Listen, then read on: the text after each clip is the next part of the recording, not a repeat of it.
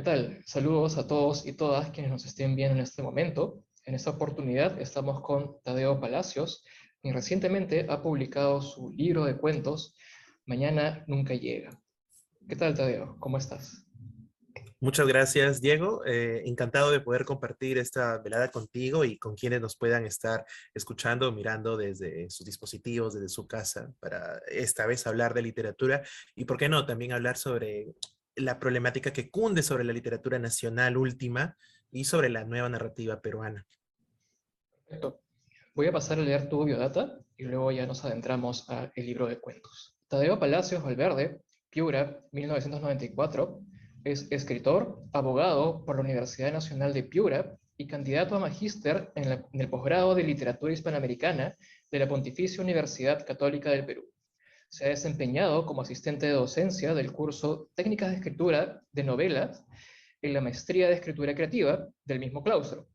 Ha sido becario del programa de pasantías literarias Arequipa Imaginada del Ministerio de Cultura del Perú y de la Fundación Alemana Hans Seidel.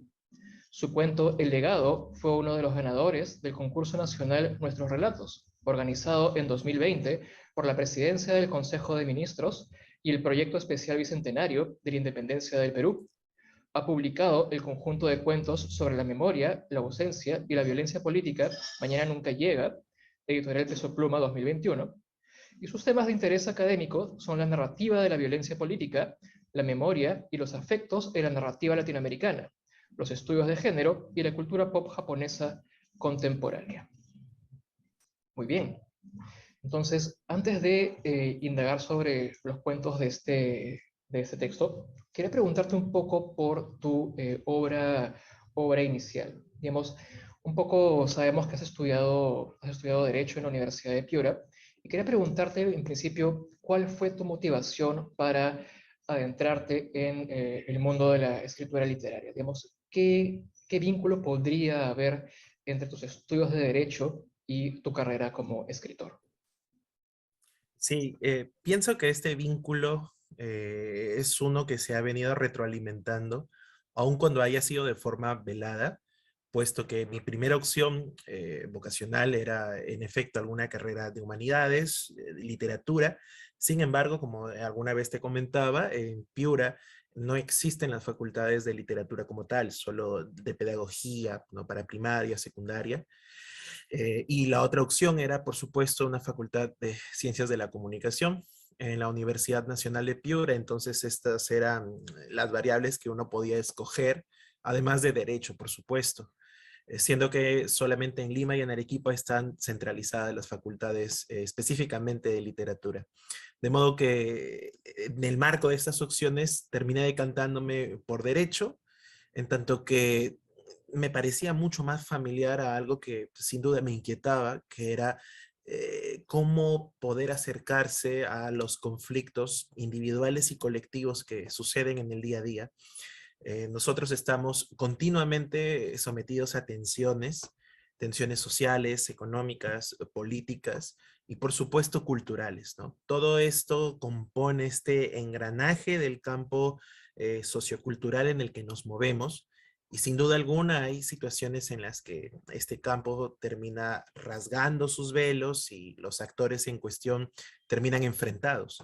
Y no lo sabremos en el Perú. De hecho, estamos a casi 20 años más o menos de poder conmemorar 2 décadas del informe final de la Comisión de la Verdad y Reconciliación, que da cuenta precisamente de una de las últimas hecatombes generalizadas que se tuvieron en el país en el marco del conflicto armado interno, que, como bien apunta Kimberly Seidon, no es otra cosa que una guerra entre prójimos y un traspié enorme que al día de hoy no hemos podido resolver satisfactoriamente. Lo hemos visto aún en la última campaña presidencial, donde la polarización llega a extremos en los que el clasismo, el racismo y por supuesto las diatribas están a la orden del día y terminan separándonos, ¿no? Quebrando esa suerte de noción de comunidad y abriendo las brechas que nunca dejaron de estar entre Lima y las regiones, o entre la capital y la periferia. Entonces, esa preocupación ha estado muy presente siempre en el caso de mi familia. Mi padre es profesor de historia y mi madre era profesora de inicial. Actualmente ellos todavía continúan ejerciendo la profesión docente y dado que crecí en Piura, en el marco de un hogar de padres que formaban parte del magisterio y que naturalmente hay toda una forma, una cosmovisión detrás de ver al otro, ¿no? En comunidad, desde provincias, no solamente eso, sino en mi caso es también por el lado familiar. En el caso de mis abuelos, mis abuelos por parte de madre eran obreros, sobre todo mi abuela que era costurera, y por parte de padre, mi abuelo fue un militar del gobierno revolucionario de las Fuerzas Armadas, de modo que la preocupación social ha sido algo que ha estado en mi familia o que si quieres ha sido indesligable de los demás hábitos iniciales. Entonces, eso terminó empujándome a poder escoger una opción que poco a poco podía satisfacer, ¿no? Esta inquietud por los conflictos que se daban en el marco de una situación muy complicada en el país. Los últimos años no hemos dejado de estar en este vilo, en estos conflictos, sobre todo raciales. De modo que por eso es que de alguna forma me decidí por derecho.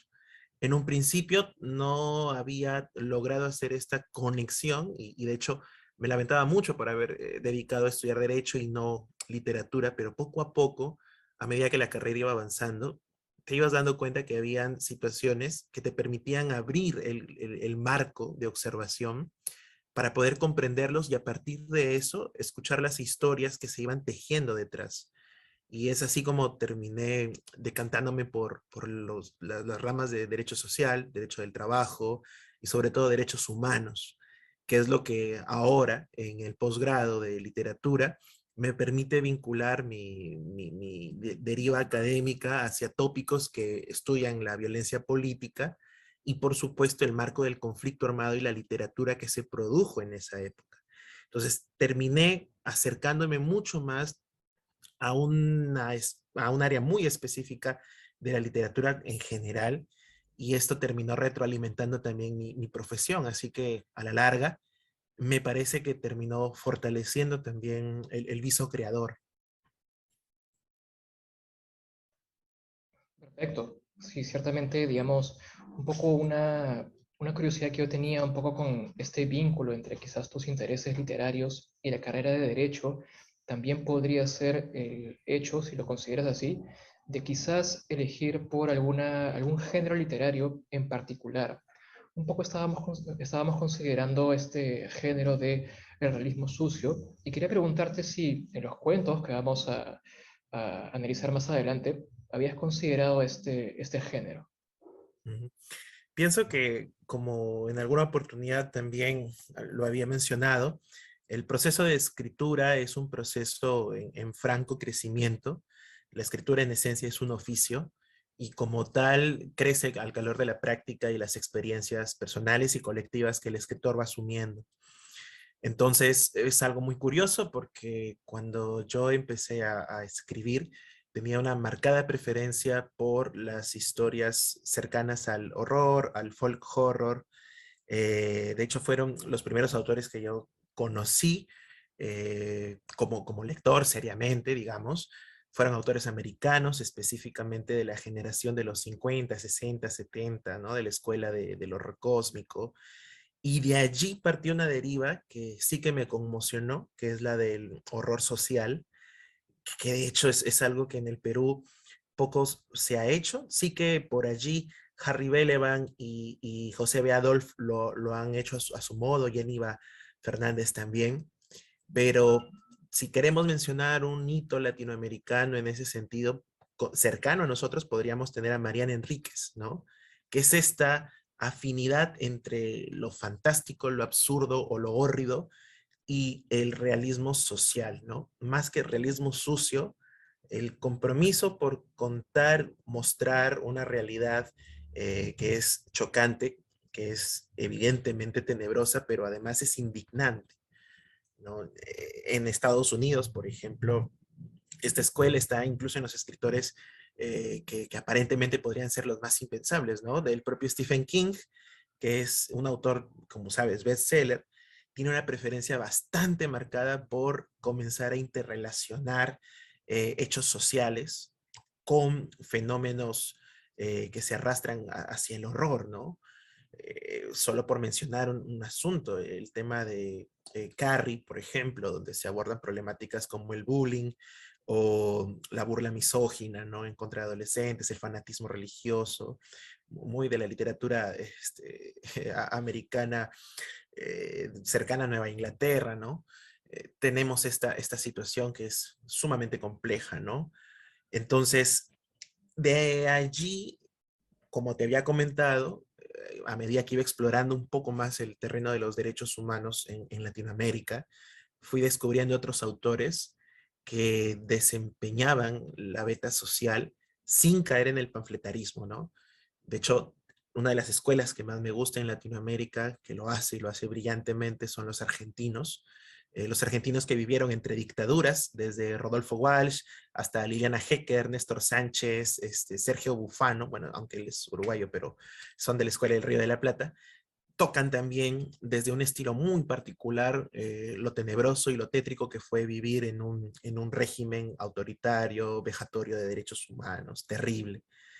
Y así hemos llegado, pasando por otros autores y autoras, como Samantha Schweblin y en el caso de Enríquez, que habíamos mencionado, a tener cuentos como Bajo el agua negra, ¿no? Que está en uno de los conjuntos de relatos de Mariana y que sin duda relaciona el terror lovecraftiano a partir de desapariciones forzadas, ¿no?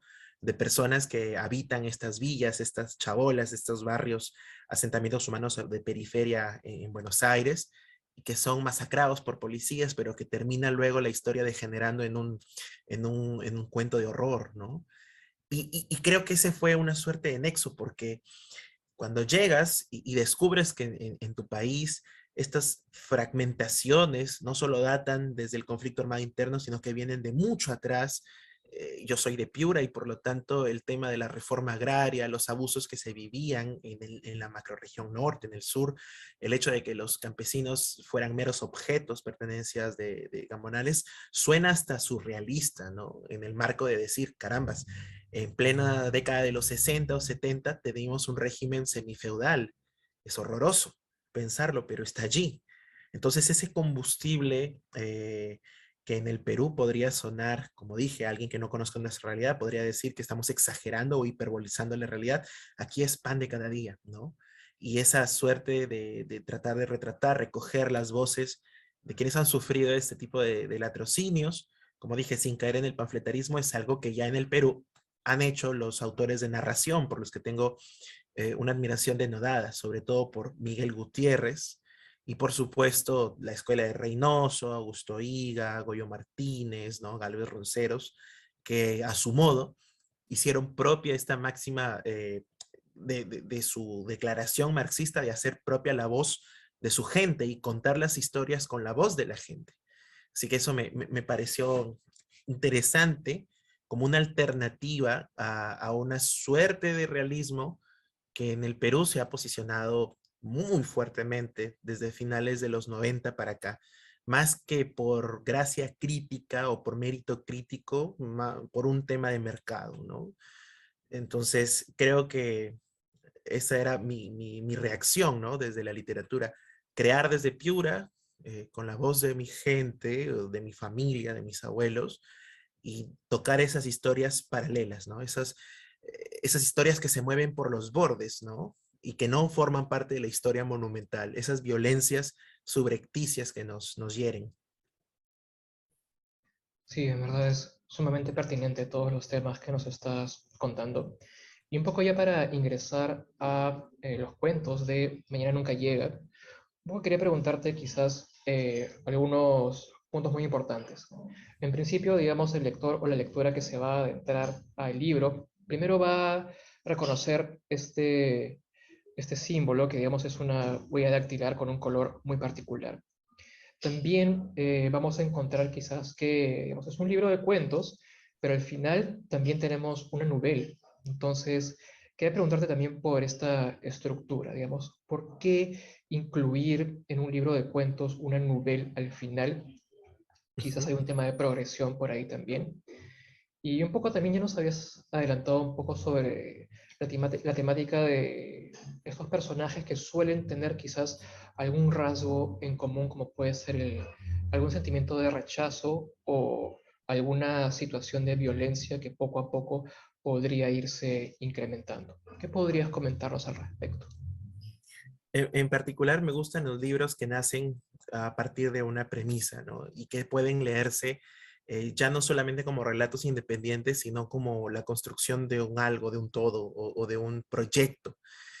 Mañana nunca llega, en ese sentido, fue concebido como una suerte de vitral o de friso, si se quiere, un fractal, ¿no? Es decir, una multiposición de imágenes que vistas de manera individual componen una sola ilustración, una sola escena, una sola imagen, pero que en conjunto terminan contando o aproximándose a una suerte de relato generalizado.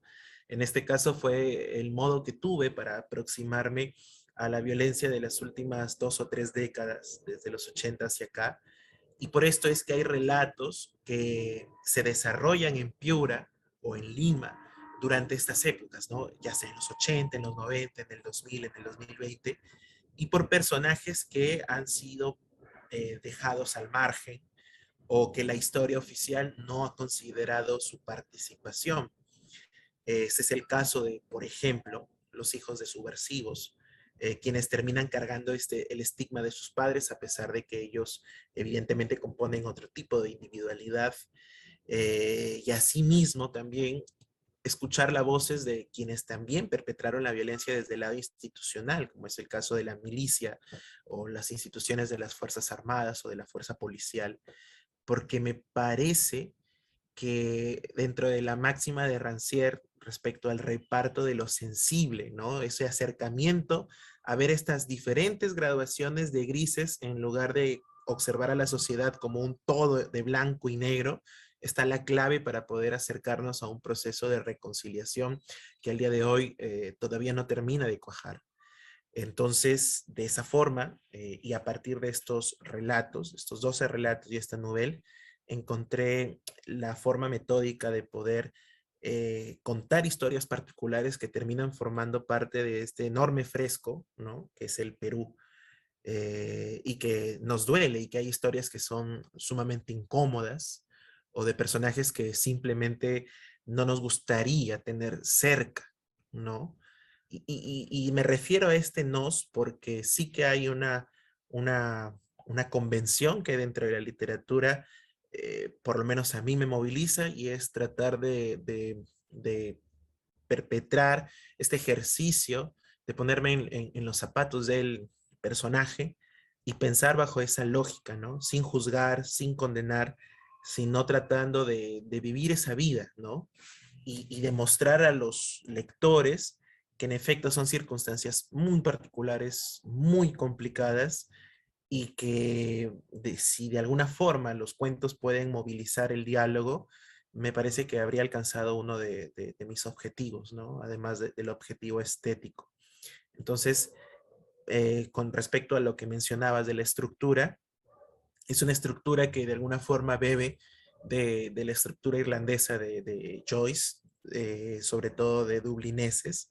En dublineses tú también puedes ver esta suerte de marco general que es Dublín, ¿no? Los diferentes días de personas, de sujetos que se movilizan en este espacio, pero que finalmente desembocan todos en esta novela Los Muertos, ¿no?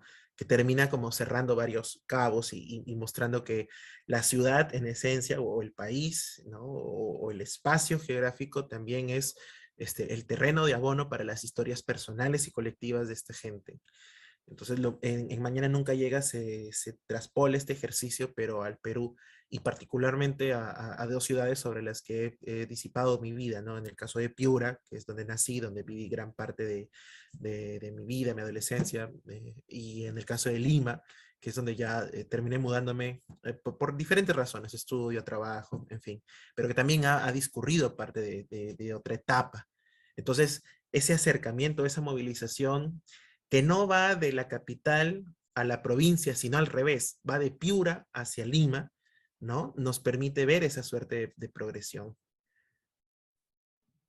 Ciertamente. Y digamos, un poco con respecto al tema de la violencia, me parece que quizás un poco eso ya podría estar aludido en el título. Digamos, hay, digamos, el título Mañana nunca llega, quizás pueda dar pie a hablar de una especie de quizás falta de esperanza, quizás con respecto al desarrollo de los cuentos, digamos, no son historias felices. En todo caso, Ujú. ¿por qué optar por este tipo de desarrollo? ¿Por qué no quizás dar una especie de salida frente a esta realidad muy dura que estos personajes marginales suelen experimentar?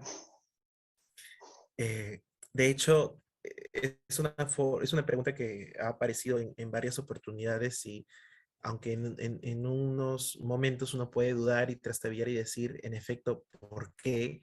Porque no es algo que uno planee, en efecto, ¿no? Sino que uno, pienso, termina reproduciendo o haciendo una suerte de símil o mímesis con el grueso de las historias de los peruanos que tenemos al alcance, ¿no? Pienso que pensar en un ideal de final feliz en medio de toda esta circunstancia caótica en la que nos movemos y de la cual todavía no hay una solución eficaz desde lo institucional y desde particularmente lo social, me parece que sería evadirnos, ¿no? Y creo que la literatura cumple, como apunta Tabarovsky en su libro Literatura de Izquierda, cumple además de una finalidad estética, que es el desafío del lenguaje, no dejar piedra suelta, sino tratar que el lector pueda también ver esa literatura como un desafío estético, como un goce estético, como algo que rehuye a quizá a la ramplonería que muchas veces impone el mercado, ¿no? Con la palabra precisa, llana, de fácil traducción, con la frase cortita, sin el uso de subordinados. O sea, me parece que hay que rechazar eso. Entonces, eso desde lo estético, me preocupé mucho por el sentido de hacer que sea una literatura que aspire a lo lírico, pero que no por ello sea ilegible. Y desde el sentido, si se quiere, ético o político, para usar un término, me parece que era necesario poder tocar esas historias que no tenían mucha cabida en el mainstream editorial y que si las tenía eran como esa suerte de joya exótica, ¿no? O terminaban volviéndose caricaturas de una etapa bastante terrible. Yo aquí quiero recomendar mucho, hay un ensayo pequeño, pero bastante nutricio del profesor Marc Cox, que se llama Prosa Pituca Peruana y hace un análisis, desde el título era bastante osado, ¿no? Hace un análisis respecto a el imaginario y los lugares de enunciación que sostienen diferentes autores, ¿no? Él menciona, por ejemplo, a Vargas Llosa, el caso de Iván Tais, el caso de Rocangliolo, ¿no?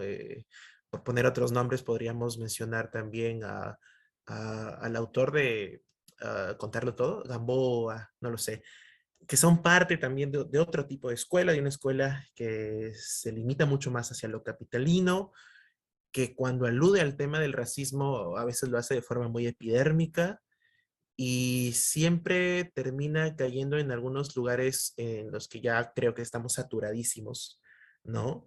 En el sentido de el problema con el papá, el problema con la mamá, el adolescente privilegiado bohemio, ¿no? Que experimenta o da rienda suelta a la experiencia sexual y siempre en los mismos tres barrios de Lima acomodados. Entonces eso, por lo menos en las diferentes conversaciones que he tenido con muchos lectores, contemporáneos con nosotros o quizá menores, eso cansa, ¿no? Eso ya aturde. Es como si viendo el éxito de Bailey, que por cierto tiene novelas que son meritorias en cuanto a la narrativo, quisieron repetir la fórmula, pero creo que no funciona así, ¿no? El mercado se satura y terminamos leyendo varias piezas que son intercambiables, ¿no? Con personajes tipo adolescente blanco, nivel socioeconómico AB, de Miraflores, San Isidro, Magdalena, San Borja, tiene problemas con el papá por X motivo y termina en un viaje de descubrimiento personal donde lo llevará a X cosas, ¿no? Entonces, con esa descripción podríamos encajar como 10, 15, 20 novelas o cuentos de la tradición nacional, y la idea es poder romper un poco con eso a partir del potencial de la imaginación y del potencial creativo, ¿no? Tabarovsky alude a que precisamente la literatura de izquierda es de izquierda, no tanto por el ideal político, que lo puede tener, ¿no? No es necesario tener un carnet de partido, ni mucho menos, sino por la capacidad de transgresión, ¿no? Ir en contra de modelos narrativos establecidos, ¿no? De ahí viene esta suerte de denominación que aspira a emular lo jacobino, ¿no? Lo que está fuera del margen monotécnico del mercado. Perfecto, Tadeo. En todo caso, ya para terminar, quería preguntarte, digamos, qué se viene para más adelante, si tienes algún proyecto en el cual estés trabajando o no sé, ¿qué podrías contarnos al respecto? Sí, de hecho, me encuentro escribiendo una novela que también abarca muchos de esos temas, pero desde una mirada un tanto más generacional. Pienso que todavía no ha salido una novela que quizá pueda enrostrar no solo cómo los centennials o los jóvenes o las personas de 20, 25 o menos quizá ven un poco el tema de cómo se moviliza la sociedad hacia el abismo, ¿no? Hacia la desesperanza, a pesar de que hay muchas voces de alerta, a pesar de que la gente evidentemente trata de reacomodarse, recomponerse, pero parece que nos vemos esa luz al final del túnel y presentimos que es el tren que viene a golpearnos. Entonces, sí que hay mucho por rebanar allí, y me parece que es propicio hacerlo. Y el otro proyecto en el que estoy bastante enmarcado ahora mismo es en un conjunto de relatos que vuelven a esta primera experiencia que te dije, ¿no? De lo hórrido y lo social, y a ver qué pasa, ¿no? A ver qué sucede. Pero la idea está allí, ¿no? Tratar de aportar desde un punto de vista quizá no hegemónico, quizá que puede despertar mucha, incluso rechazo en ciertos sectores. La idea es tratar de profundizar discursos para que los lectores los tengan a la mano, ¿no? Y para que no sea esta suerte de literatura uniformizada. Finalmente uno no escribe para que lo quieran, sino uno escribe para que las voces que carga sobre sí no queden en el olvido, ¿no? De su familia, de su gente, de su pueblo, y de estas historias que no forman parte del canon lineal oficial, ¿no? Del discurso histórico, institucional. Perfecto, Tadeo. Muy bien. En todo caso, el libro de Tadeo, Mañana nunca llega, se puede encontrar en cualquier librería y francamente estaremos muy ansiosos por revisar tus producciones posteriores. Muy bien. Contigo será hasta otra oportunidad. Muchas gracias, Tadeo. Igualmente, un gusto. Bien. Hasta luego.